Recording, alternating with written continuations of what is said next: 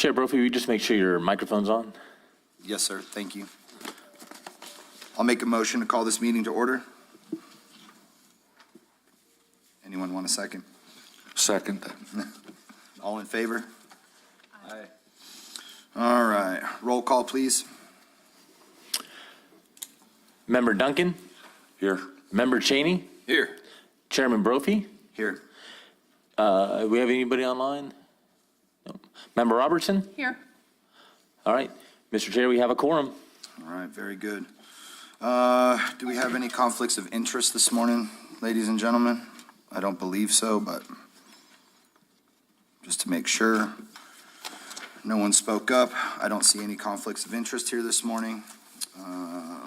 Moving on, budget, or item number 2, certification of compliance with resolution 2022-01. I believe that we are in compliance. And point of order, Chairman Brophy, I believe we can take that off now that we certified it during the first meeting of the calendar year, so we'll take that off of the agenda moving forward. So, but you are in compliance. Thank you, sir. Let's go. Point of order, Mr. Chairman. Just a question. Is that certification not certifying that we're in compliance with, Public Meetings Act and posting of the agenda and that kind of thing? I'll defer that question to the village clerk. Maybe, Jenny, maybe you can answer that better than I can. Good morning, everyone. My first question is did the board adopt 2023-01? As a resolution, Correct. I'll have to go back and look. They might. Because you have the 2022, so it's a yearly resolution done Okay. at your first meeting of each year. I believe we did. I believe we Okay, did. so on the yeah. agenda, we'll change Yep. that to 2023-01. And once you do that, it doesn't have to, it's not an action item. What I can do is I can provide some language small language, and well, actually, it's at the bottom of the agenda right now. I certify that notice of the public meeting has been given. We'll change that to Resolution 2023-01, and you have that disclosure right there at the bottom, and that's all you need. So that provides you all and the public with the information that the board is in compliance with the Open Meetings Act. Thank you. Wonderful. All right. Anyone want to make a motion for approval of the agenda today? Mr. Chairman, I move approval of the agenda. A second? Second. All in favor? Aye. All right, looks good there. All right, did everyone have a chance to kind of look through the minutes or anything like that? Is there any questions, concerns, anything like that? No? All right, I'm looking for a motion for approval of the minutes. I make motion to approve minutes. A second, please. Second. All in favor? Aye. Moving right along. All right, looks like we have a special meeting, February 28th, 2023. Obviously, that's passed. Chairman Murphy, that was the minutes you just That was the approved. minutes, yeah. Thank you. All right. Moving on to the financial report this morning. We are cruising through. Good morning. Good morning. In front of you is the report for ending February 28th. As you can see, the collections for February, which would have been for January lodging, came in at $223,971. So overall, we are almost going to exceed that 2 million mark probably this month. So that's pretty good. If you look, when we compared this year to last year, we're up almost 4% over last year with a few more months to go. So we are in good shape. If you move to the second page of the report, it's pages 2 and 3. Those are all the expenditures that we've paid out during the year, and any budgeted expenses for some of the projects, some of the non-promotional projects that are currently in progress. So if you have any questions, we can expand on any of those expenditures. And then the last page is the actual cash flow. And at the end of February in the bank, we had $1.1 million. Of course, some of that money is already spoken for through POs and other contracts. But we're doing good. Hopefully, in the next week or two, I'll have the numbers for March that I can email to you all so you can see where we're coming in at. So if you have any questions, I could try to answer them now.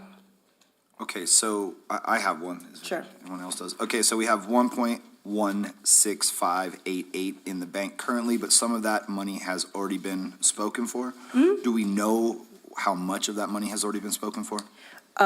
Everything that is encumbered on pages 2 and 3, Okay. that has already been spoken for. So that total is 540,000. Okay. So it leaves us with that 652.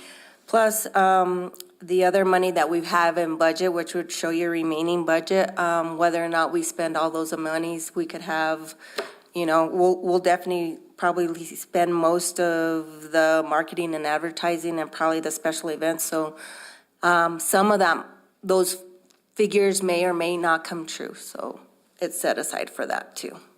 So moving forward and then getting closer to our annual budget meeting in April, what would be our account? Do we know what our balance would be going into that meeting? No, you won't have it, which you really don't need to know because usually any cash balance, which would come from any residual cash because you didn't pay all your budgeted expenditures or your revenues came in higher than what we budgeted.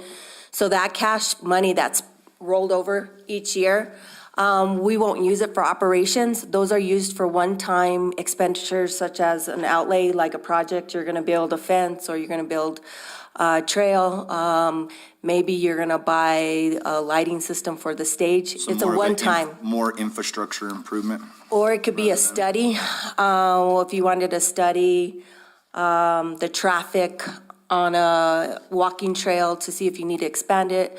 It would be anything that's one time, nothing that is recurring like a subscription or something that you're gonna have to pay every year. So that's why it's not important for the practice that you're gonna go through for budget. What we'll do is I've already projected revenues on what I think lodger's tax is gonna come. And then we'll take that amount and then we will actually look at your operations. Remember, there's a 60-40 split between non-promotional and promotional. We'll see what the advertising budget, where the marketing plan's going, how that all ties in together, and then look at any other operational expenses that will come off that projected lodger's tax revenue for '24. Hopefully, we'll have more money left over. Yeah, I don't know. They're gonna break that door down asking for money this year. I already know it.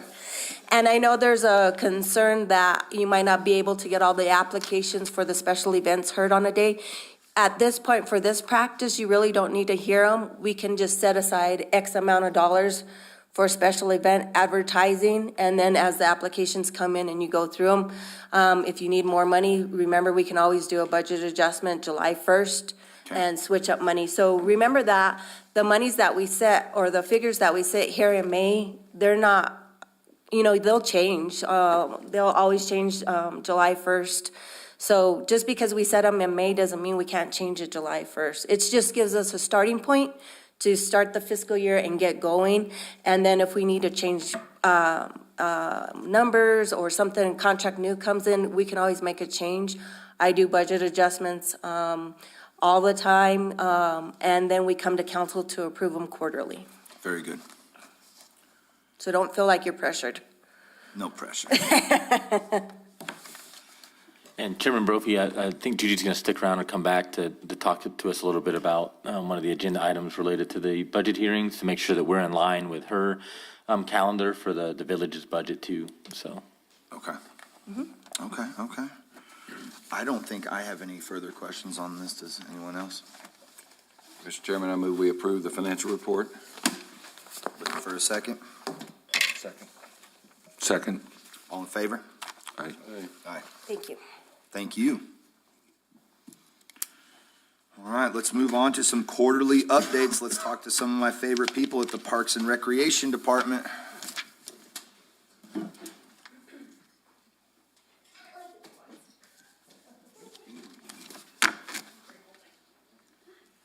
Good morning.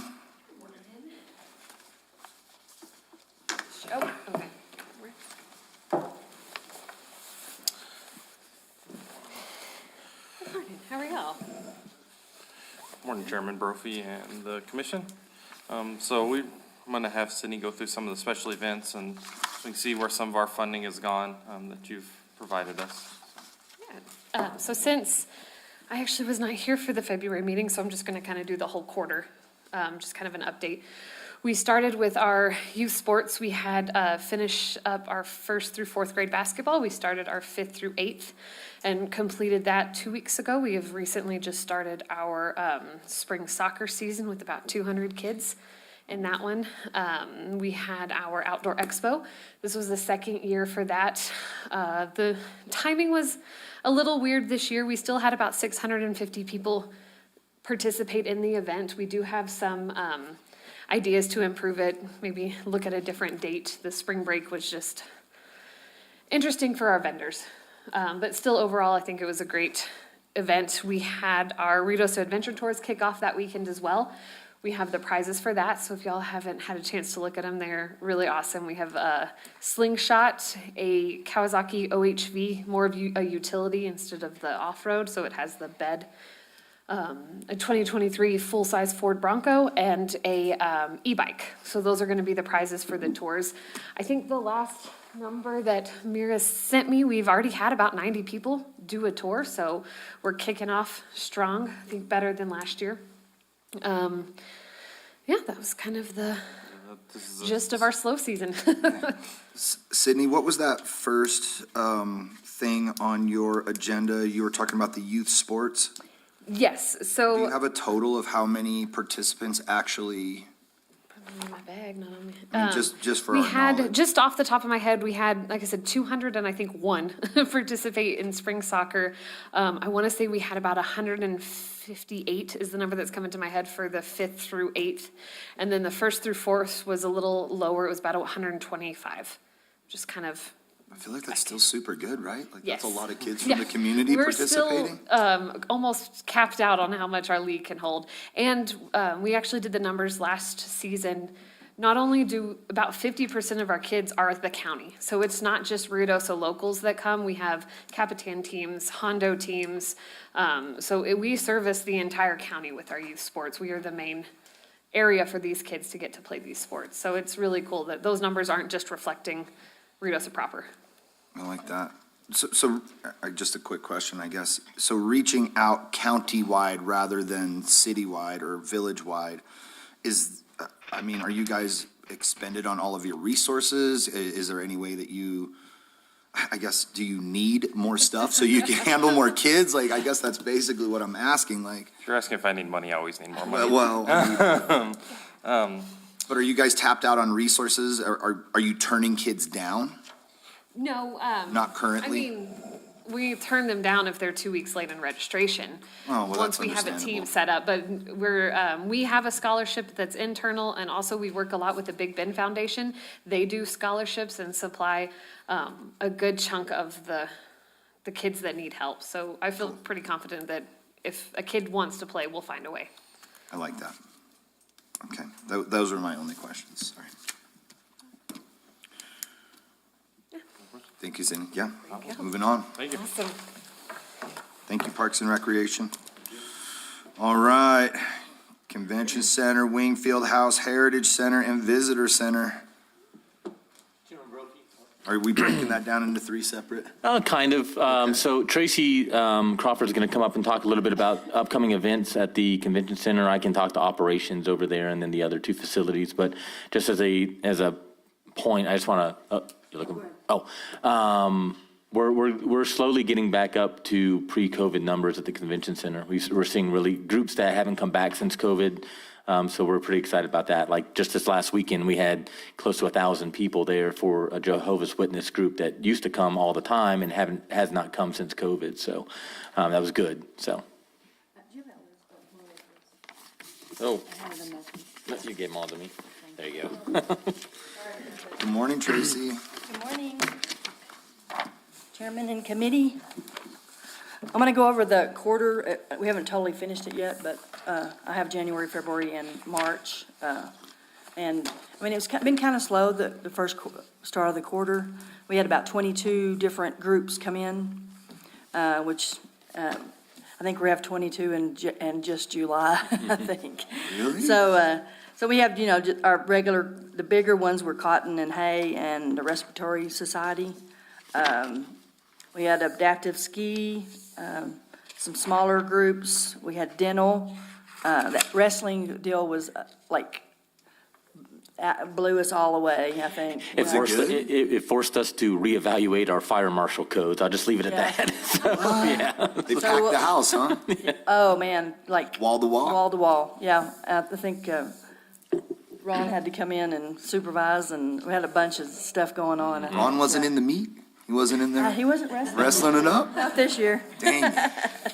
So we had, Vine in the Pines, of course, and the Blue and Gold, and we had the disc golf, dynamic disc golf, and we had Hope Harbor, which was a success, Good. and the expo, and then he was talking about the Jehovah Witnesses. It was, they have a English-speaking and a Spanish-speaking, and the Spanish-speaking, we had to put 200 more chairs out. So, yeah, so it was large. And then the Rotaries tonight, the enchilada dinner, and we're having a Kinsey on April the 1st. Wow. And it's a, $5.50 or whatever. And then I gave y'all a list of the upcoming events through December, and we're adding them every day. We have several ones that are in the works that we're working on. One of them, and then in 24, 25, and 26, the municipal league's wanting to come here, and it's a very large convention. And the weekend after Labor Day, which is wonderful, so it's not during the busy time. So, but I'll let y'all look through those. I mean, there's, but like you said, after COVID, we're getting groups back. I've been calling, and I called the Jehovah Witnesses, and they came back. And so we're getting our groups to come back, so. Well, this is very exciting. I mean, look at how many events you guys Yeah. have already, just on the schedule. Right. June and July are packed. Yeah. You guys are gonna have to just put out a list of the available dates at this point. Well, I know, exactly. So, And Tracy, I might point out a few kind of highlighted ones. Okay, yeah, sure. For you guys, especially as lodgers and business owners. The EMS Region 3 conference is a big conference, and they take up a lot of space and need a lot of amenities. Then moving down, What's the date on that? that one is April 23rd through the 30th. So, it's already a busy weekend because it's Father's Day anyway, but the Rudos Attack 2 Expo, I just got to give credit to James and Logan. That thing is exploding in terms of participation. They sold out, their vendors sold out like within a month or two of posting. So that's continuing to grow as a keystone event, and I think it's just going to get bigger. And then moving forward, we have the Fellowship of Christian Athletes in July. That's a really big group. A lot of if you look on these, a lot of these small, these groups like Academy of Family Physicians, they're smaller groups, but it's quality. I mean, they Sure. bring their families. It's not just them too. well, they So come every other Yeah. year. And then So- she's been coming for years and years and years. And, but they come here and I think back to Albuquerque and then back, back and forth. And then we have the bankers coming in this year too, which is another really large, great group, so. And then one I want to point out real fast, it's a new event, and we're pretty excited about it. September 21st through the 24th, there's going to be a 4x4 rally. So this is an off-road, any off-road 4x4s, Jeeps, OHVs, whatever you might have. They're trying to start something new, and I think it's going to be a good event. And they're already putting a lot of effort into it. They're, working with a lot of the Jeep clubs and things around the state, so that should be a good event too. So anyway, we have some really great ones coming in, and it's just going to be a busy summer for sure, so. And Tim did a new system for us, calendar system, and that's why we can provide this. And I like it's easily this. to read, and so this is a wonderful thing that Tim got done while he was. Well, thank you, Tracy. Appreciate it. So, no, we're pretty excited. That's all I have. Are they gonna be doing some off-roading inside the convention center? How are we doing Got my that? rollerblades out. They didn't say how many wheels. It's fun. 8 Yeah. wheels. It works. I At one point, we had talked about moving the smaller conventions, like people that just didn't need the big space at the convention center, to the college. And then that opened your dates up for more big events. Are we doing anything with that? So if, and I can attest to that, so if people call and they have a smaller group, so Bernadine is, she'll be the first person to say, look, you might consider the community center for your birthday party.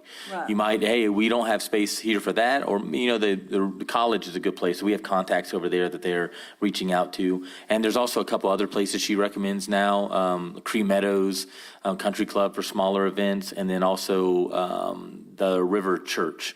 Down on Sutterth. They I have have kind a of list of meetings. those. Yeah. And I So- email, if I talk to somebody and I think the group is too small for what we have, I have a list of every place in town that has a meeting room that, But just you getting so busy, you Yes. want to kind of keep those dates open, so I didn't know how you were handling that. Perfect. And, we have, sorry. No, go. I was going to say, our policies too, so for instance, if it's a single day event, you cannot book it more than, 6 months 6 out? months out. So we try to keep those dates open for those multi-day, out-of-town, A-type events. We encourage those rather than say, there's nothing wrong with supporting community events like birthdays and quinceañeras and things like that. But our main goal is to put heads in beds and get people here, and that's what we focus on, so.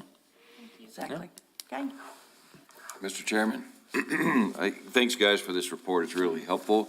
One ask would be that if, just like you did, you went through and asterisked basically the big ones, but if we color coded into 3 or 4 categories to say we expect attendance to be between 0 and 50 and 50 to 150, or whatever the category breakdowns are, but that way you could glance at it pretty quickly and say, okay, I better pay attention to this one for sure. Member Cheney, I think, we can label these inside our system. I've got a category, like external type A, which would be your bigger. So I think I can see if we can enter that into this report. So when we print this out, it'll say exactly, because if at the least, I know we can add a column to this report, and it'll say like external type A, which is going to be your EMS Region 3s, your bigger outside groups. Yeah, we can definitely do that. So. That's cool. All right. Tim, you want to tell us about Sure. some Wingfield House stuff? All too? right. Yeah, if you guys have not been down to the Wingfield House Heritage Center recently, it's coming along pretty well. We are well into phase 2. I am confident that we're going to be moving into, I guess I can say that. So I'm confident that we're going to be moving into this probably in, I would say, midsummer.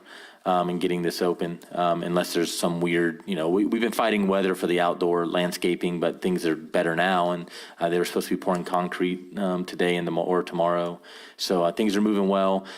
We've established our collections policy for the museum, so now we're about to open that up. We've hired our curator. We have our steering committee for the cultural and natural history committee all on board, so things are moving pretty well. So I expect that to be open midsummer to sometime in that point, and we're going to phase it in. It's we're going to probably do a soft opening and then move forward. We're still trying to figure out exactly in terms of what this space is going to be, in terms of a museum, obviously, but also a visitor center, a gateway to Upper Canyon, a gateway moving into Midtown the other way, kind of expanding it out. It's less than a 5-minute walk from Eagle to the Heritage Center. I did it the other day and walked slowly on purpose just to see. And it was a nice walk, so we're hoping to kind of expand the business district a little bit and get people moving around down there. Yeah. So, but we're excited. We got a great team on board to keep that thing running. We're going to probably work with the RSVP program through the community center to help staff that with volunteers, and then possibly work with the chamber also, like with the visitor centers. We haven't finalized those details yet, but we're pretty excited about it. So, yep. Sounds good. I don't think I have any questions. Want to move on into some visitor centers? Sure, and the chamber, Deborah's going to talk a little bit more about, numbers for the visitor center, but I will just say, you guys allocated over $100,000 for the renovations out of the Billy the Kid Visitor Center, and those are coming along. They're almost finished, so we're just got to put the actual roof on top of the visitor center. at the last capital projects meeting, they had not done that. So we might learn more tomorrow or Thursday rather, if they finish that up. But it looks great. It's stable. That's the important thing. Yeah, it's safe. That's the important thing.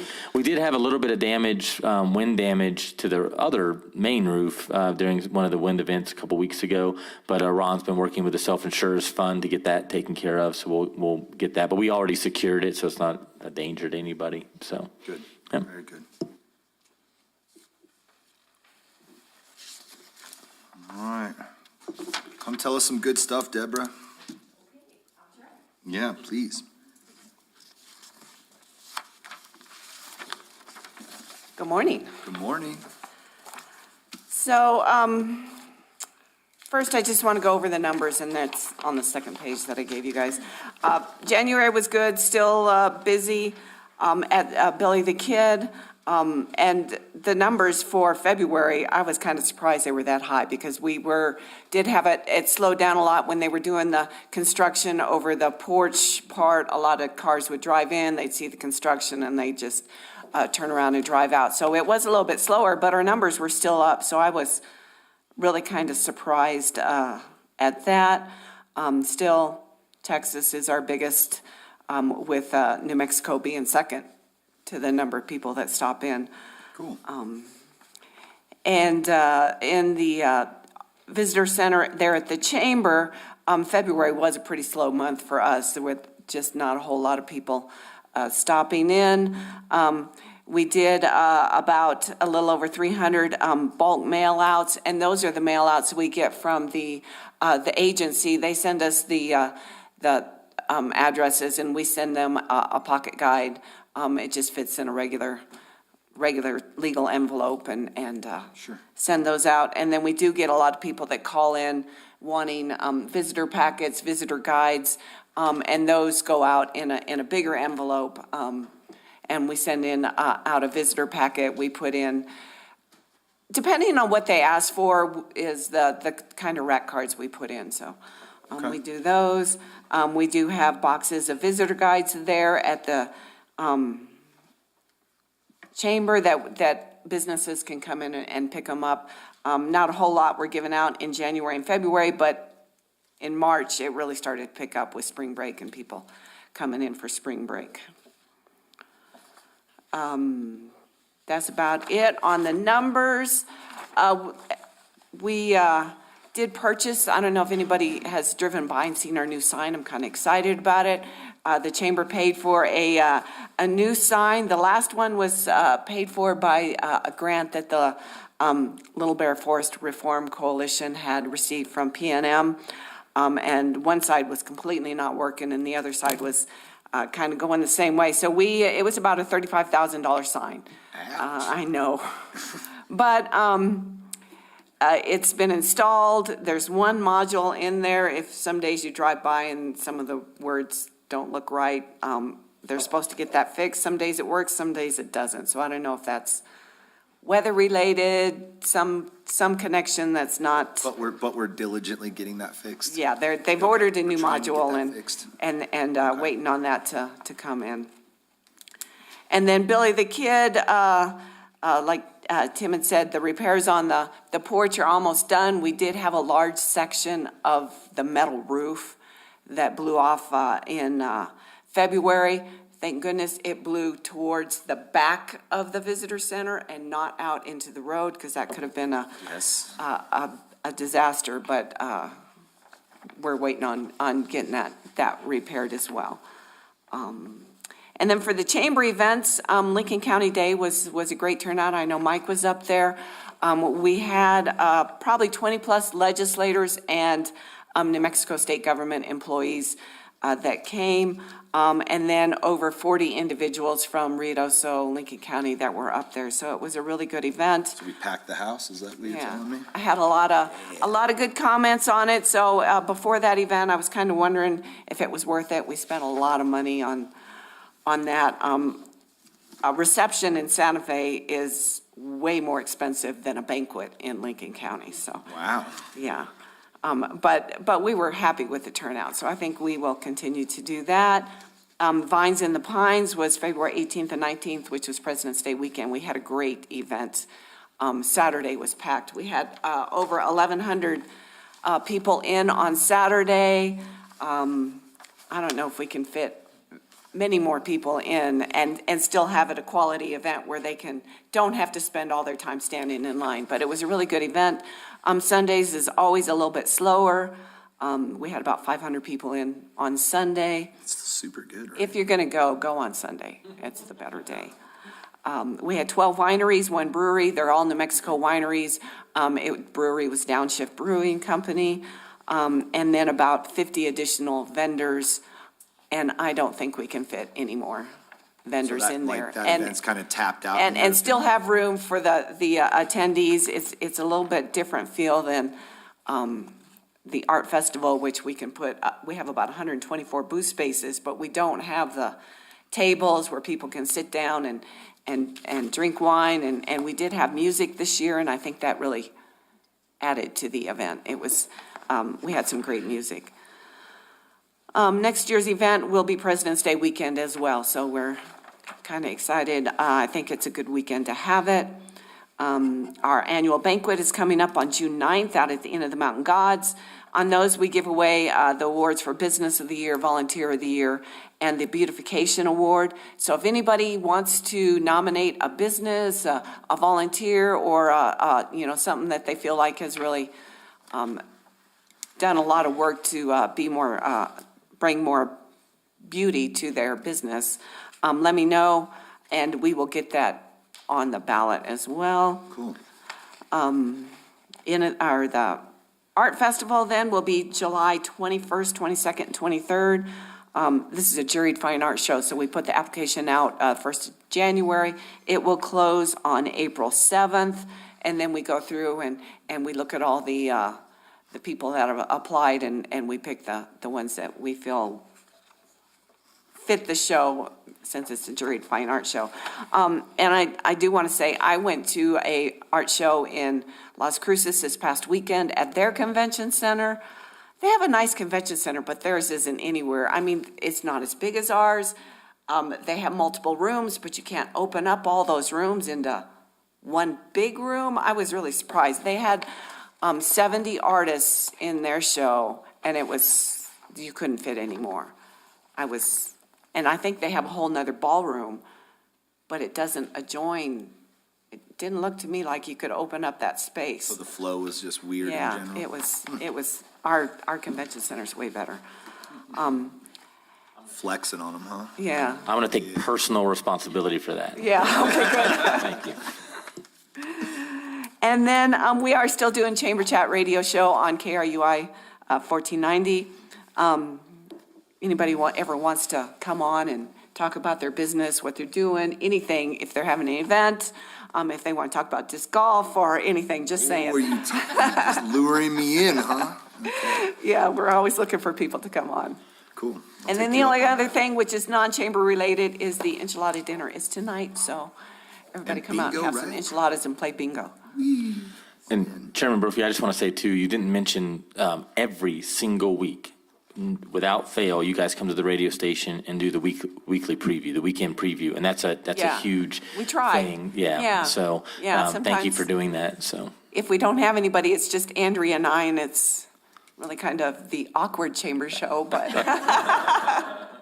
we still try. Like that. Are we doing anything to promote that or advertise that community-wide to get more people tuned in to listen to the show? So Chairman Brophy, Carrie and the agency she promotes that. She Yeah. promotes all the radio shows, and we're building a listenership. It's just slowly over time. We're an AM station, so it's a little bit difficult, and we're working on that too, trying to figure out a way to maybe get an FM translator, which would greatly increase our listenership. So Yeah. we're working on that, but those things are, the FCC, they basically do a lottery every once in a while. So not only do you have to have the space on a tower someplace, you also have to basically put an application in and they pull names out of a hat, basically. So, and they have not released those in the last couple years, so it's been a while. Have So- we looked into digital streaming rather than in the AM, FM type situation, maybe Spotify, podcasting? So we do have a digital stream, so you can go online, you can listen to it from anywhere. So it's, KRUI 1490 The Mountain, and we have you can listen to it from wherever you want. Like on a so. major platform though, like having your own station on one of those major Yeah, sure. platforms. where I That's- can we'll add have to- it to my favorites list, so Sure. when a new episode comes up, it's something that I can tune into and listen to, stuff like that, just, because I would listen to the Awkward Chamber Show. I would totally be. We might have to rename it. I like We that. might have to, yeah. And we Chairman have Murphy, them that's on the website. You can go back and listen. They're archived. So, Oh, cool. we get them up every week as they go. So they're there. And so you can stream them live or listen later.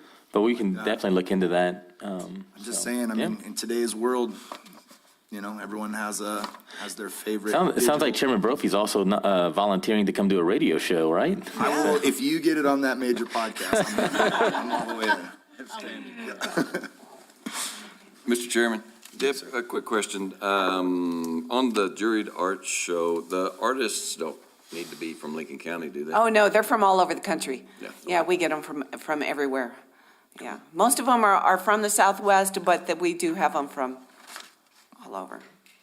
Deborah, are you getting good participation from our community members and local businesses, and is it above normal? I feel Yeah. like we have a lot of new businesses here in town, and I just want to make sure that they are reaching out to you to participate. We are, Andrea is my membership event coordinator, and she does a great job. So she Cool. gets out there and she's, talking to in Midtown, we've got the Pie Hole people and the new taco place and casitas and those Cool. those types. So she is beating the streets So out there for you? she does a good job, yeah. Okay, cool.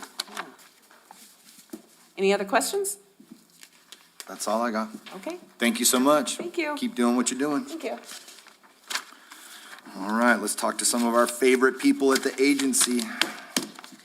Good morning. Hey, Carrie, can you go? No, I'm kidding. It's like, are you going to make me run over you with that scooter? Tim, you might get beat up this morning, dude. That was good, though, because your face held off on laughing for a minute. I was like, no. Okay, so just real quick, the quarterly report, the first few pages of it are just a sneak peek of the strategic marketing plan that I think pretty much everybody in this room has participated in the research for that. As you can see from the last page in that, deadline is Friday, so we will be delivering it on Friday. But all is going well with that, and it's been it has been a good exercise all the way around, from the start to the finish to now, we're down just tweaking things, and it's like every time we look at it, we're like, oh, what about this? Or let's move this here, and so it's been a great exercise, I think, for the village and for us to go through as partners. So you can take a look at that.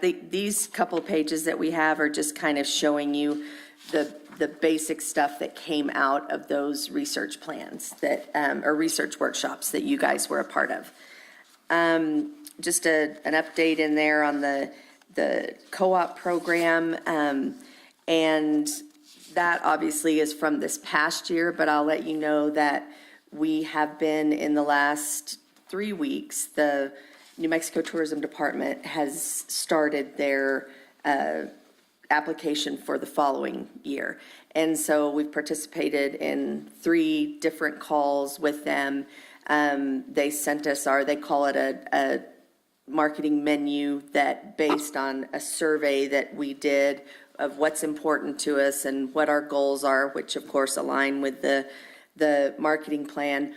They create a menu of things that we can choose from to apply for. And so that's where we're at right now. That application is due April 21st. So we'll have that in, but just to let you know that process is going, and our intent is to ask for, at the very least, the same amount that we got this year, but as we've been going through it, we're going to ask for even more of their programs. So Cool. that will be good. And they're offering some different things that they didn't offer in the past 2 years. So that will all be good. The next several pages are just what we always give you guys, so you can see, kind of what we're doing creative-wise. I will point out on, let's see, I feel like the billboard pictures are super cool this year, huh? yeah, Yeah, those look really fun. they are. Maybe page 16, but my 16 doesn't have or 15. It's got the Q3 events, January through March.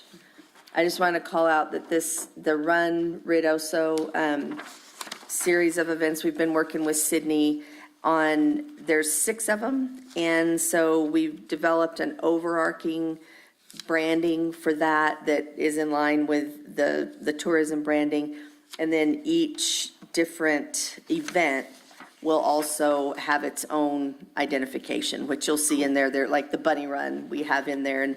And so that's just, I think that's a good example of how we're taking an event that has multiple facets to it, tying it under the umbrella and promoting it over a longer period of time. I like that.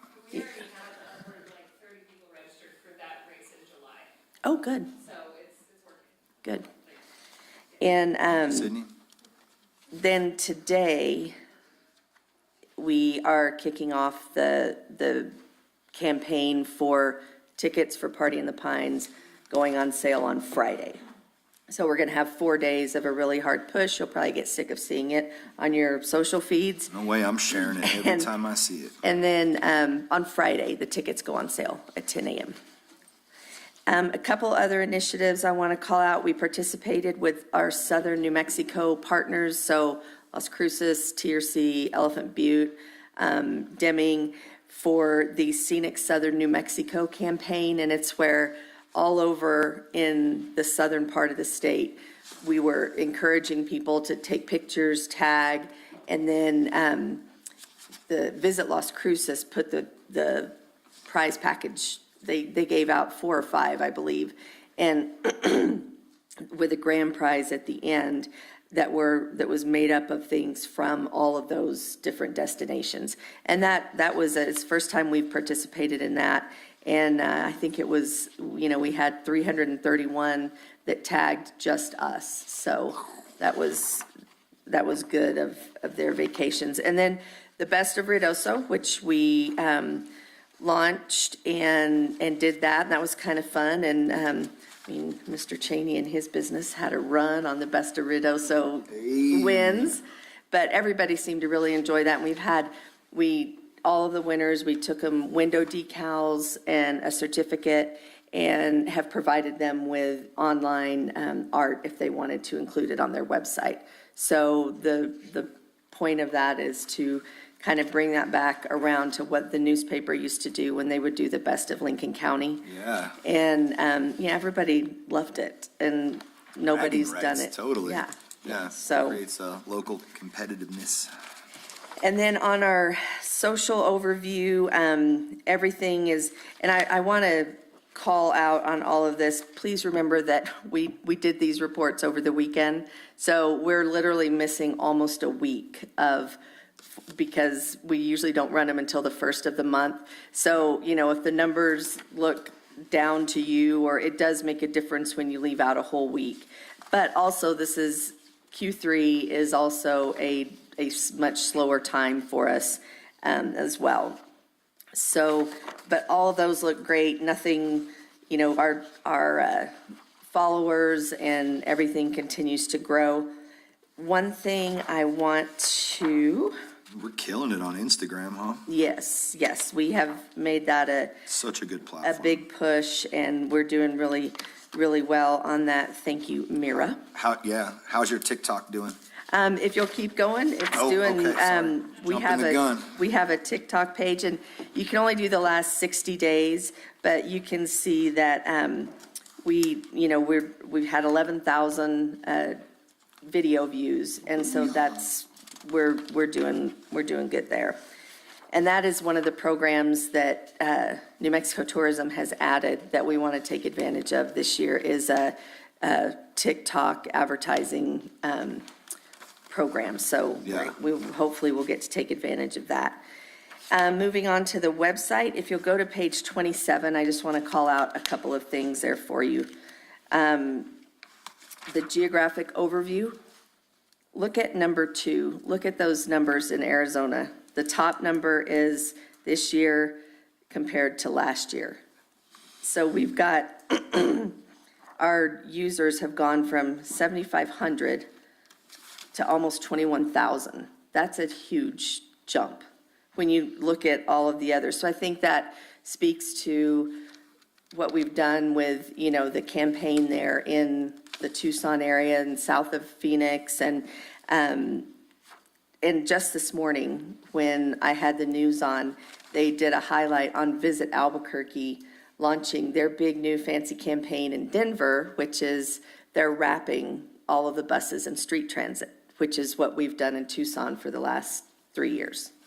So I think that speaks volumes to, and tying it back to, I know you haven't seen the marketing plan, but Arizona plays a big role. And then we see in numbers like this, we're like, okay, yeah. And also a big jump in Colorado from 1,500 to 6,000. So that's interesting. So. Quite interesting. And then on our top pages, obviously continues always to be the webcam. And then the last part there is the PR, and everything is tooling right along.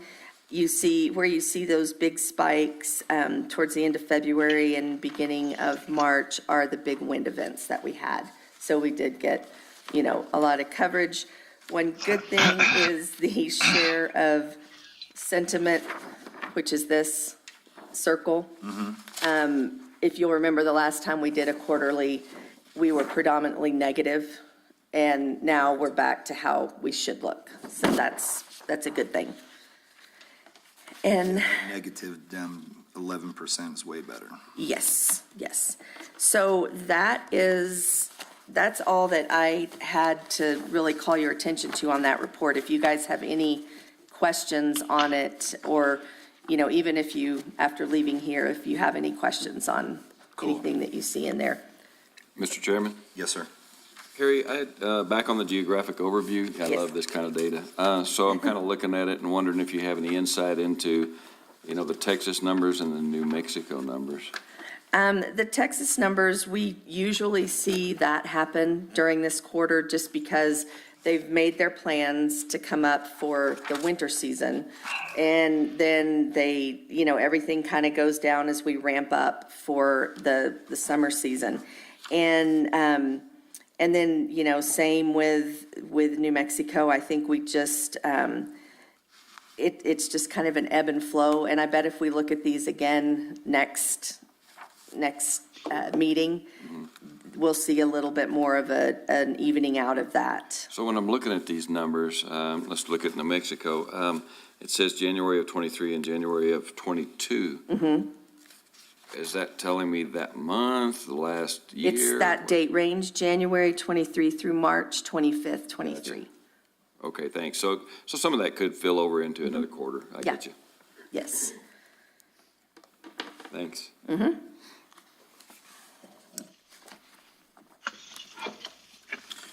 I don't think I have any questions. Carrie, you said that we can always review this document and then reach out to you Absolutely. later if we have any other Absolutely. questions or Yeah. ideals or anything like that. Because I know we bring a lot and we throw a lot out there, and sometimes you have to go away and look at it, and then something will, Yeah, this is It'll pop. this is a great little informational packet here. I feel like there's chock full of good stuff.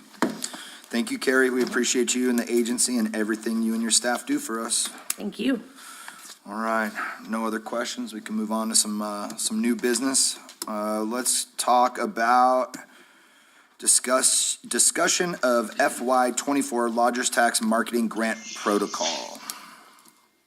Chairman Brophy, this is on the agenda based on input from the committee that you guys, needed some clarification. And honestly, we needed some clarification internally as well. And we've had a few internal meetings with staff and administration and with Carrie and the mayor and others. And I think we've come up with a pretty solid plan moving forward that outlines things in a much more usable way and educates us all about how this lodger's tax money can be best used and all that stuff. So, Carrie, you want to run this? Awesome. Me again. Great, okay. Me again. Yeah, there you go. Okay, so just, I'll give Mira a minute to get set up, but it was all about streamlining, making it easier, and giving you guys a tool, you guys and all of us, a tool that we can, if somebody says, is this allowable, an allowable expense, we can say yes or no, or give me 2 seconds and let me look at this, and it's not some cumbersome process. So if you'll start with, the first thing is at the top, it says funding process and allowable expenses. And so I spent some time and did kind of a sweep through New Mexico and Colorado on other lodgers tax committees and how they set it up and comparing it to ours and what works and what doesn't. And so hopefully this is all of the most important nuggets. The things that are highlighted there obviously are just a date I threw in or that we need a link. But the purpose will that all of this will be online and all of this information will be online. And then they can go to get the application, to get the funding request, to get answers about what's allowable. And so you can, and also the other couple things, we're setting more of a firm time limit on how people can make their requests so that we're not up against what we've done a few times where people 30 days or less before the event are making a request. And so that and laying out you have to have your event application in by this time if you want to have funding considered. And we all know there are going to be times that we do need to assess something in a special meeting, but we really want to move to making that the exception and not the rule. Yeah. And just kind of trying to help everybody understand what our process is. So just laying out, the process, how it works, that you can fund with fund with changes, without changes, you can deny something or you can table it. And then I did what I called fast facts about lodgers tax funding. And what you'll see up on, this is a test page that we've put together just for the process of showing you how it would be online. But Mira, if you could go back up to the top of the page right quick.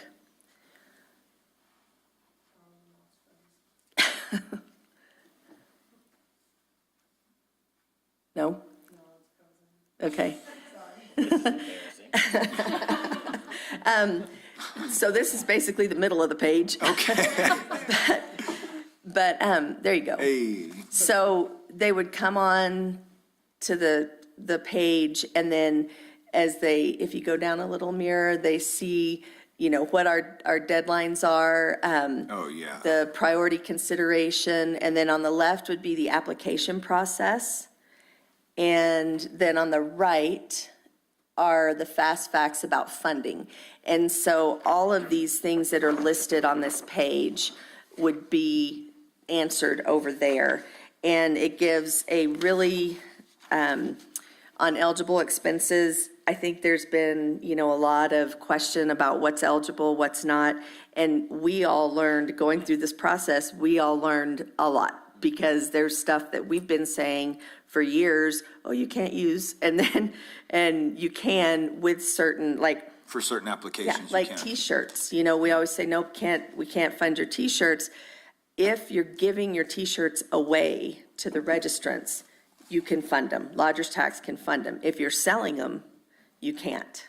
Right. So, things like that, so the eligible expense list, and So that is that first part, and that's what you see there on the page. And then as you continue to go down to the bottom of the page, my mouse is backwards, Mira, too. That's weird. Oh, cool. Then, and you continue to go, then you'll see where that's the actual grant application.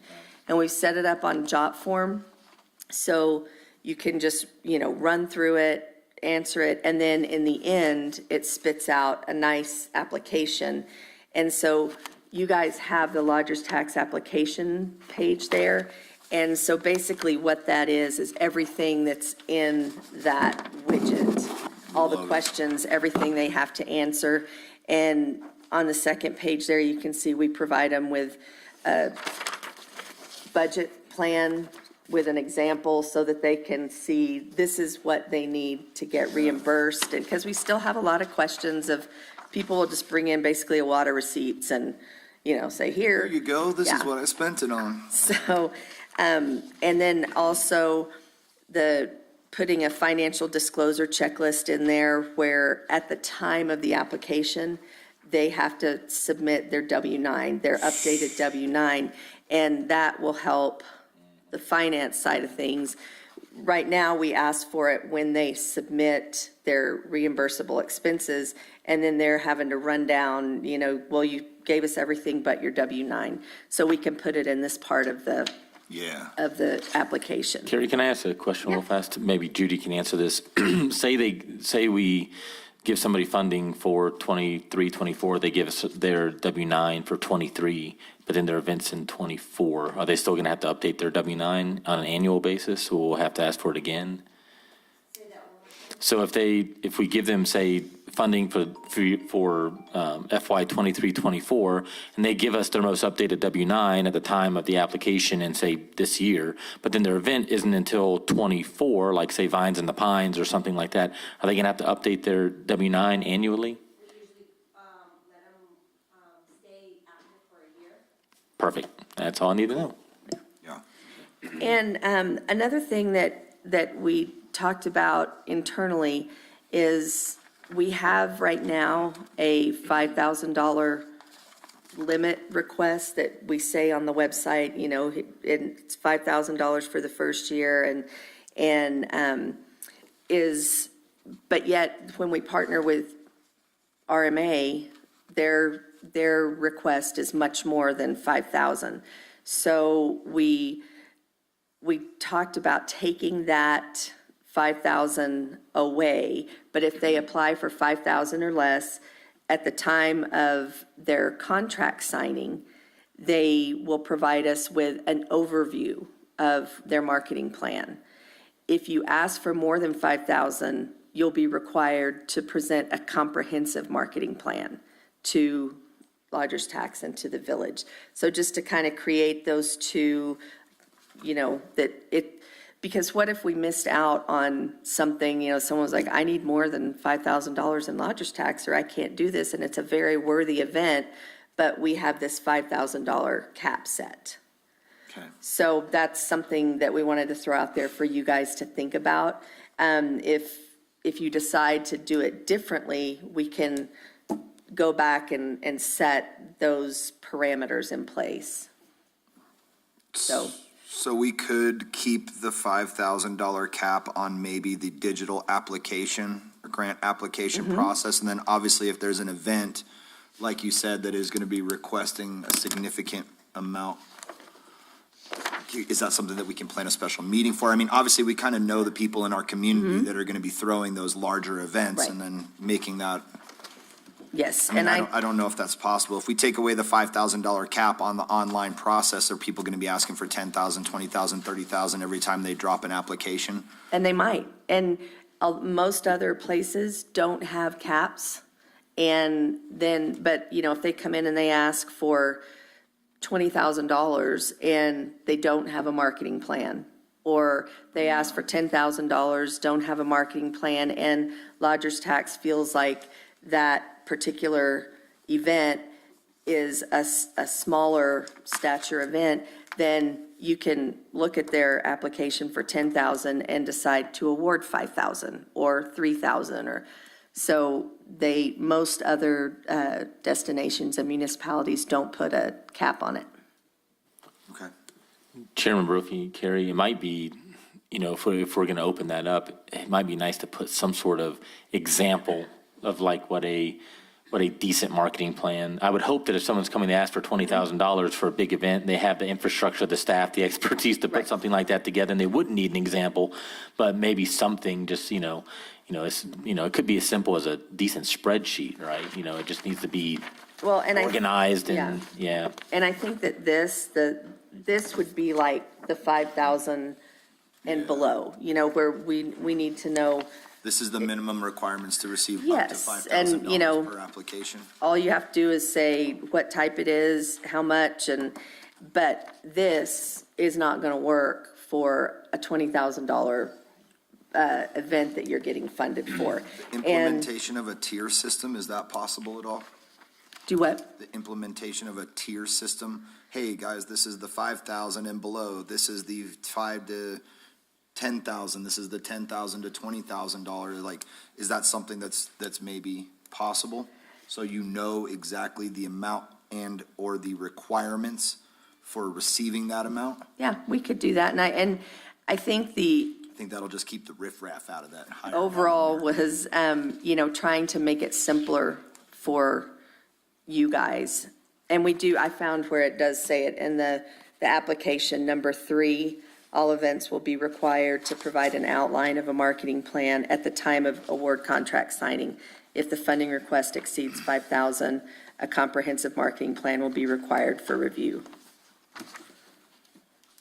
Mr. Chairman, I had a couple of questions, and I'm not sure who to direct this to, but in terms of us making changes, I mean, is this, since this is an agenda item, it's something we could do now? Should we wait till the budget meeting?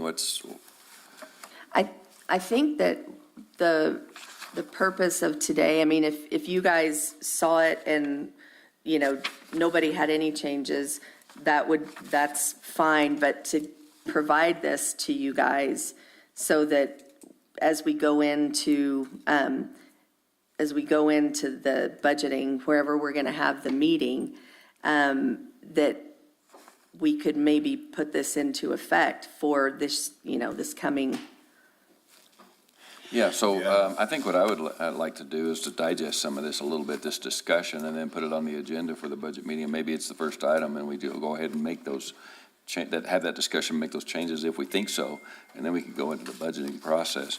A couple of thoughts I have is that, I'm more interested in what the success measure is. And so if I'm applying for an event that I'm going to do, or if I'm, whatever the case may be, tell me how many dollars per person. So if I'm going to ask for 5,000, then does that mean I need, to have 5,000 people show up? Or is it more of and I don't want to get too far into the weeds, but really the honest answer is the economic impact.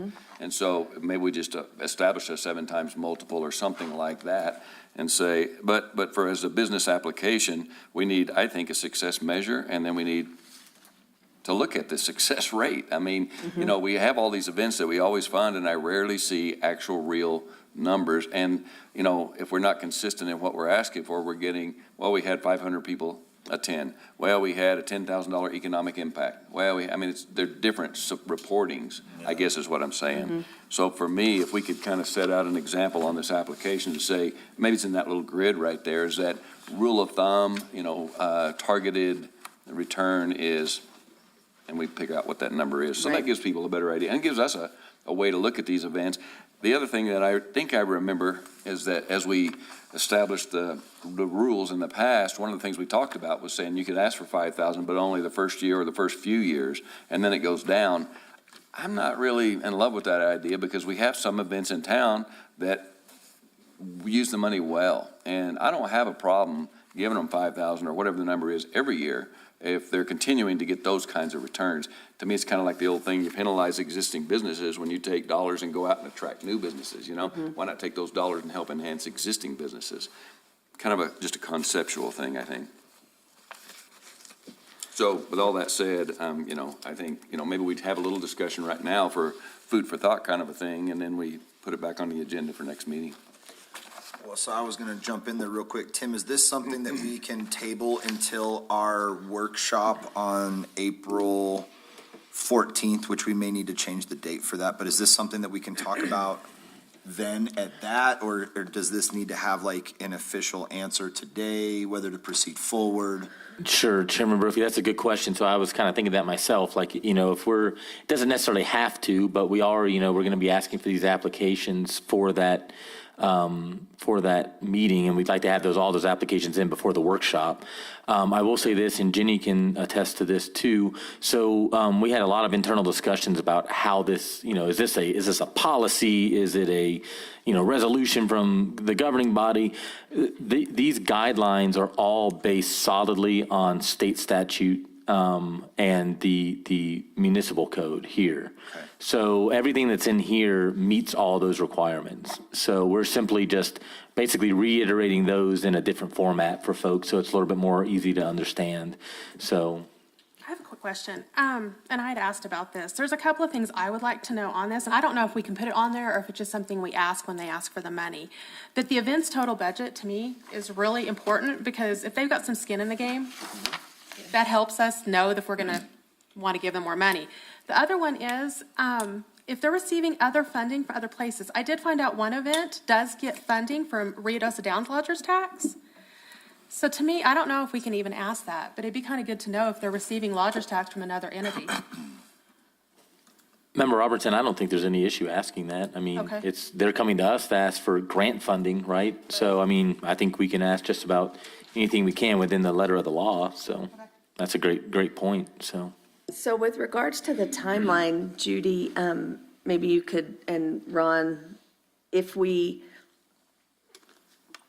let you guys go away and think about this, and, if you have any other questions or additions or whatever, and the next meeting is set for the 14th or around there of April, then if we decide there, it goes back to what you said about you just set aside the amount for special events funding, and then we could come out of that meeting and make whatever application available to maybe be in by May 1st. And then we would have to, at the next meeting, then we could review and dole out the special event funding. Is it just a thought, if that works, Judy? Mike, It just got serious. Ron moved to the front row, so. So, the way the village's regular budget process goes is, we will have a 2-day session with the council. It'll be set usually the week in April. And what they do at that time is they hear all the requests from all the departments. So right now, for that meeting, what I would just need is an overall budget. I don't need to know that you're gonna give it to the tattoo and you're gonna do, Vines in the Pines. I don't need to know all that. I just need to know that the lump sum that we're gonna hold for events is X amount of dollars. Okay. And then that will roll into our regular budget. So once we give the council on the end of April, then they'll have a couple of weeks to massage it and look through and give me their changes so that I can come back in, by the second meeting in May, and we will adopt a budget. So once you give me your figures and I calculate it in the overall village budget, you guys are good to go. Now, whether you want to have the hearings for each individual event in May, you can do that. You can have them in June. The only thing I would suggest is that any events that are in July, you probably want to have them try to budget out of this current budget so that you're not pushing it so far close to their event that we can't get them the money. So I don't know if we, other than the ENMU, I don't know if there's any other events in July, early August, that we Yeah, might there- have to not pull them, not take them out of next year's budget, but try to work them in this year's budget. But they got funded. Remember last year when we had them, there was, Aim High was one of them that came in, and towards the end of last fiscal, they came in and did their pitch for their event last June, and then they had to do it twice. They came back to get for 23, so we could try to get them all on the cycle. So I don't know if there's any new ones, do you know, of any new events that might be coming? When they see the application, they might get, Yeah. just, that would be Right. just an internal Judy, issue and for us. yeah, I know there's not new events, but there's some reorganized events like the trail rides or trail runs and things like that that have been taken over by different people. And I know a couple of local businesses that I've talked to have said they might put in, applications for new events next year, so.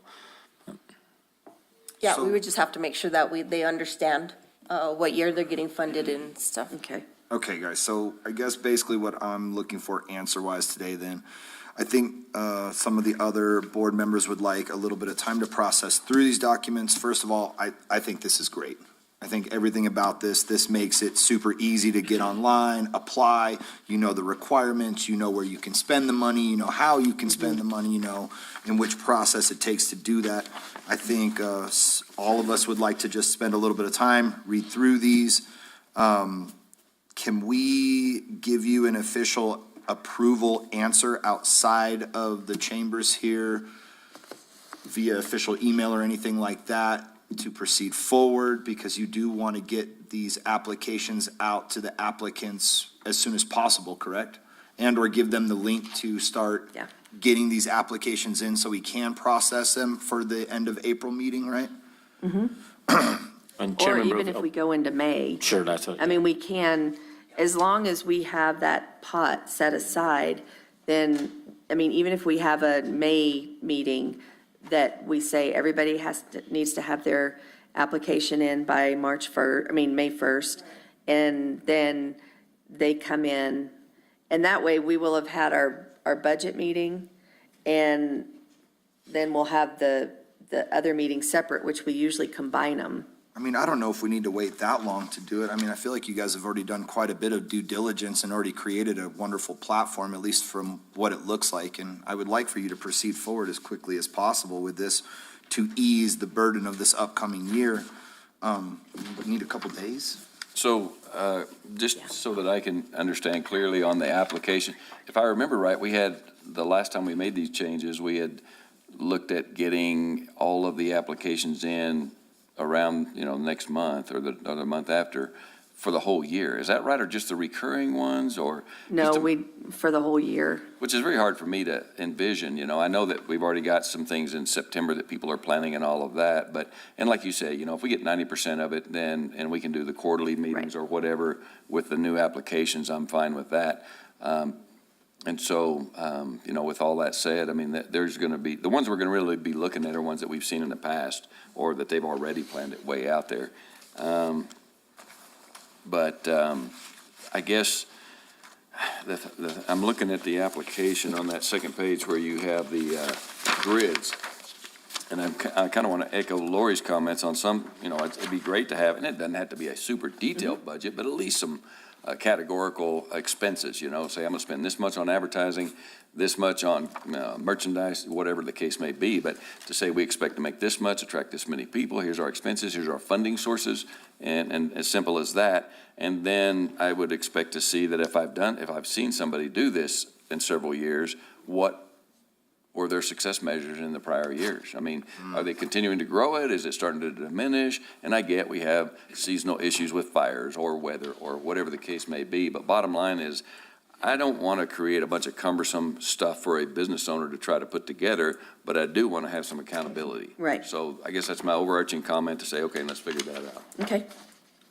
Well, and I agree with that totally too. And like what Lori said too, is like knowing where their additional funding is not necessarily coming from, but if you're receiving $5,000 from our lodgers tax and then also $5,000 from Lincoln County. Lincoln County or wherever else Ruidoso it's coming from, Downs, yeah. it sure would be nice for us to know prior to funding that event, who else they're reaching out to and how it affects those other areas as well.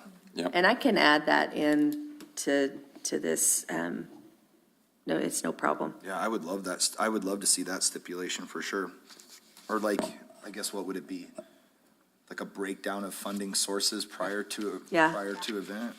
Yeah. Just another, It would just be part another of the small budget. grid that just says, other funding sources, please And list. total budget, I think that's fair, because, Yeah. you know, if we're giving somebody $5,000 in advertising and their total budget for the entire thing is only $8,000, you know, maybe that's not commiserate with, you know, doesn't, so. Well, Oh, we're spending $137 per person? Okay, that's good to And know. if we could lean on Judy a little bit to say, okay, you know, here's what a financial statement looks like, but here's what we're looking for. You know, there's three or four funding categories and 5 or 10 expense categories, keeping it simple. You know, we don't need to see every single little line item. But I'm just kind of looking at the calendar here, and did we have, I know that's the next agenda item, right? Proposing a date. It just says April, but, you know, if we did one in the next couple of weeks, you know, I think we'd be fine on everything. Yeah. Enough time to kind of go through all. And we have the list of people who apply each year, who've had an event the previous year. And, you know, so we proactively send them the link to the application, and I can also send you guys a beta link for this, so that, like I said, this is not viewable to the public, but you can go to that application, and after I get these changes made, and you can, you know, go through it and see if there's other things that you want to change. But we can be very proactive about making sure that people get the application information. Yeah. And it may not be as much of changing everything that we're looking at as it is just doing a better job of looking at what the success rate was last time, or, you know, those kinds of things. I mean, I can think of a handful of events right off the top of my head. I don't recall, other than anecdotal, we had a lot of people in town. You know, looking at some of these events we've seen year after year after year, and we ought to be able to see a trend line and an efficiency, or whatever you want to call it. And I did put in all of this information that y'all would not allow hand counts anymore. We've never specifically said that, but I think in today's day and age, whether you're selling tickets, whether you're taking registration, you know how many people come to your event. Yeah, totally. And it has to be, that I think is an important piece of, And we have some great examples. We were talking, you know, Fort Stanton Live, which unfortunately hasn't been held in a while. Steve Duffy and that board up there, they handed out surveys every year. I mean, they were militant about it. People, they would chase people down to get them to fill that survey out. But it gave us a lot of good information, you know, about the event and where people were coming from, where they were staying, how they heard about it. You know, it doesn't take a huge amount of effort to do that. And I think most folks who throw these events understand how that's going to benefit them too, not just, you know, the board for hearing things like that. So I would hope. Well, and along those lines, you know, like I said, business owners are focused on doing their business. A lot of them don't understand geofencing and all the different kinds of things that you guys understand and are capable of, but it might be as simple as letting them know, look, I know you have the ability to know everywhere I go just by looking at what my phone does, so. and don't forget it. I know. That's why I leave it at home most of the time. But that's a service, right? And so maybe that's an additional, or maybe you have a little menu item of things that say, hey, you know what, we work with the village and all these events, and for $50, we can track this for you, or whatever the case may be. That's a wonderful idea, actually. Yeah. And then that helps with our analytical data as well, post-event. Yep. Chairman Brophy, Member Cheney, I think, you know, also to you guys as the agency is a resource. So if there's a specific event you want to know about, you know, I think you can contact Carrie or through the staff, and they can figure out, you know, maybe how many, you know, what was the concentration of folks at the convention center during the Tattoo Expo or something like that. We could definitely help with that, so. Okay. Are we looking for anything on action item A here under new business, or we just had a big old discussion about it? Chair, if I may, on the agenda, it is for discussion only. It's not an action item. Perfect. So, Mr. Chairman, I would request we put it as an action item on the next meeting agenda. Let's do that. Let's get a motion for that. So moved. I move that we put it, the discussion of fiscal year 24 Lodgers Tax Marketing Grant Protocol on the agenda for the next Lodgers Tax meeting. I'll second. Go ahead.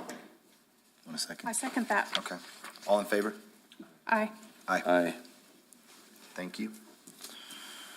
All right, let's have a discussion and possible action on setting the April 2023 Lodgers Tax Committee Special Budget Hearing Meeting. Mr. Chairman, I can do the 11th. Okay. As can Let me just jump out there. I. As can I. Okay. 14th I'd be. So would this be for the workshop or for the meeting, gentlemen? Chairman Brophy, and just a point of order too, it says on here, setting of April 2023, I think at your discretion, you could change that. We've talked about changing the date into May or something like that, so I think you have with the permission of the rest of your board, you can change that discussion and action item too, so. Never mind. So. No, sir, we cannot. So I Apparently need, I would need actual numbers in Oh, April. that's right, correct. So that I Sorry can roll about them that. into mine now, whether you do, like Carrie said, that could be part 2. Okay, I'm trying to sink this ship on my way out, so. And what date would that be then? okay. So we have our meeting, I believe, the last week of April, which is the 20, I think it's 25th and 26th. That week sometime, I'm not sure exactly of the dates, but it would have to happen before then. Okay, so preemptively, Mike, we had the actual lodgers tax meeting set for April 25th, and then we had the lodgers tax workshop meeting set for Friday, the 14th. Now, we can change any one of those dates to do that, but I do, and I would like to have that workshop meeting where we can all get together prior to the actual budget hearing and meeting. I can't do the 14th. Right, so let's, I mean, we're all right here, so let's figure out what date's gonna work for that. Would the 12th or the 13th work for either one of you guys? I mean, I have availability on the 11th of April also for the workshop meeting. Yeah, let's do that. 11th is good for me. 11th will be good for you? There's a council meeting on the 11th, so we need to do it in the morning. Okay. Is that fine with everybody here? Is that something that we can go Same ahead and? time. That works for me as well. All right, so let's move that event to, sorry, I just need a second here. We're gonna move that to the 11th. Do we want to keep it at the same time? Do we want that to be an 8 AM or 8:30 meeting? Or does that affect the council meeting?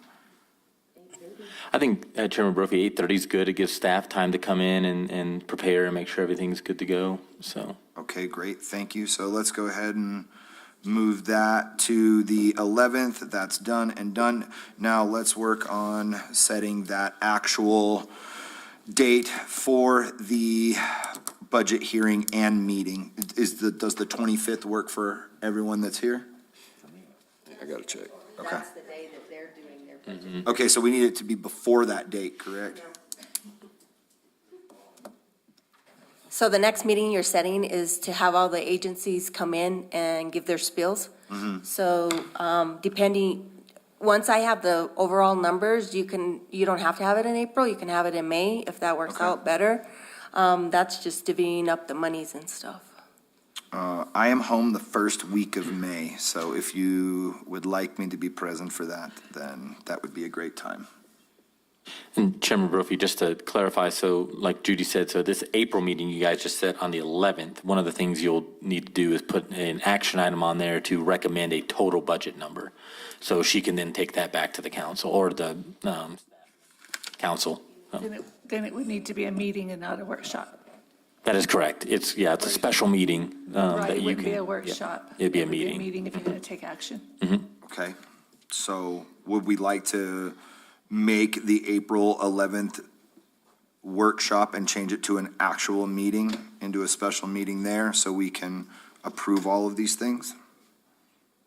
And Or Chair get things moving. Chair Brophy, that's your discretion as chair. You can call those special meetings, so I don't even think we need an action item on that from the rest of the committee, so. If that works, yeah. So, That would work? And that gives everyone enough time to review these current documents so we can make any further changes? All right, well then let's get He said it's up to you, so you don't need a vote. okay.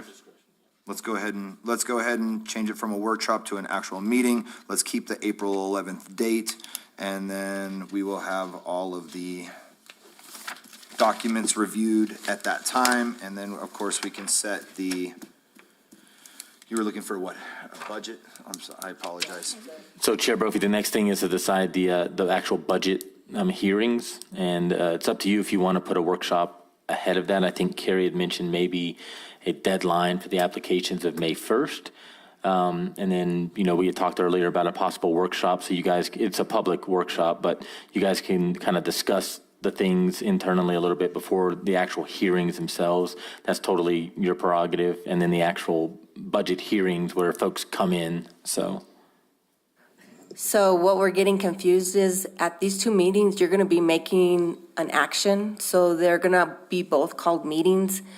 The only difference is the second meeting's going to be to hear all the allocations. So you're still going to have, you're going to have to call a special meeting. It's going to be two special meetings. Well, can I ask something? Since we already have a scheduled meeting in May, can we not just put the hearings on that agenda?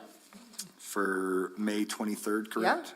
that would be perfect. And then you And- wouldn't have to get together again. Yeah, and then the workshop meeting that I was referencing was a recommendation by Ron and some others to do a pre-meeting to the budget hearings, but if we don't think that's necessary, then, okay, that's good with me.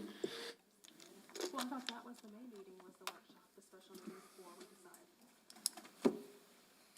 decide. Member Robertson, we have the May meeting is an actual stated meeting. It's already on the calendar. That's why we're saying we can just do it all at once, so we don't have to call a special meeting. It makes more sense that way, so. So we would meet on the 11th of April and put the budget in buckets, basically, for Judy. Then, and we could decide on the application. I could make sure everything's finalized, like, basically that day, we could contact all the people and put a May 1st or May 10th deadline on getting their applications back. And then that would give us time to get them all back Process them. and, be ready for the May 23rd meeting for you guys to go over and decide who gets what, right? And that'll actually work for me. I'll just stay in town an extra day, and we can do that on the 23rd, and then I can roll out. Works for me? Does it work for everybody? Okay, that sounds great. Let's move forward with that plan. And I'll send you guys the beta link to that so that you can, Cool. if you would, go through Can we it. submit a fake application on there, just to test the process? Okay. I don't have anything else. Does? Mr. Chairman, just a quick question back on the financial report and trying to get my mind right on this budget process that we're fixing to go through. So the breakdown, as I understand it, is that we can do a 60-40 split on promotional items versus non-promotional items. Is that correct? It's the other way around, 40/60 40 on the non. on the promotional. Oh, so we can spend 60? We spend more than the 40% that was required, but we have to do at a minimum 40. So I do that. I do calculate that each quarter to make sure that we're in line. Okay, and I'm just looking at your report here, and if I read this correctly, and maybe I can't tell by looking at this report, but I'm just looking at the original budget. So if you're looking at the original budget of promotional, you're at 1.1 million roughly, and non-promotional, almost 400,000. Does that sound right? So that's the Yes, split I yes. would be looking at. And so is that correct? Yes, that is correct. So what'll happen, okay, so now that we got that all set aside, what'll happen is, I've already projected revenues. I'll go back in and I'll start adding in the stuff I know. We know the contractor for Carrie's contract, I know that price, I know the cost of the debt service, some of the other contracts that come through. I'll start filling in those operational budgets, and then when you get it, you're gonna be looking at the overall advertising budget, the direction of that. You'll probably be looking at some of trade shows, if we're gonna go to trade shows or different things like that. So when Carrie presents the budget, it's gonna be a combination of stuff we know and some other things that we're proposing, and we'll keep it within that revenue budget. So if I'm reading this correctly, we're pretty heavy on the promotional items at this point. Yes, And, to the committee, my input during the budget session might be that we start moving more toward utilizing the good money that we have available now for longer-term benefit. And I worry about the flash in the pan or the little glitzy things we're doing, which are great today, and maybe they're making an impact, but in planning for the future, I'd sure like to see some things that could really help us continue to attract heads and beds. Agreed.